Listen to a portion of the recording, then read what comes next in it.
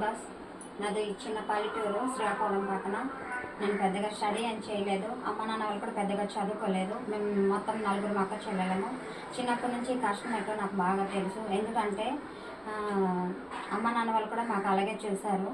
Next ఇంకోటి ఏంటంటే చిన్నప్పటి నుంచి కష్టాలే. పెళ్ళైన తర్వాత కూడా నా లైఫ్ మారుతుందేమో అనుకున్నాను, కానీ నా లైఫ్ ఏమాత్రం మారలేదు. పొద్దున లెగిసిన కాడ నుంచి మా ఆయన వంట చేసావా, బాక్స్ రెడీ చేసావా, బాబు రెడీ చేసావా, వాషింగ్ మిషన్లో బట్టలు వేసావా, బట్టలు ఆరబెట్టావా, ఇదే పని నాన్ స్టాప్గా తను అలా. ఇంకా ఎలాంటి ఏది వండినా సరే, కర్రీ వండాను అనుకో, కర్రీ ఏమీ బాగాలేదు అంటాడు. సినిమా మూవీకి తీసుకెళ్ళు అంటేమో నీకెందుకే మూవీ అంటాడు.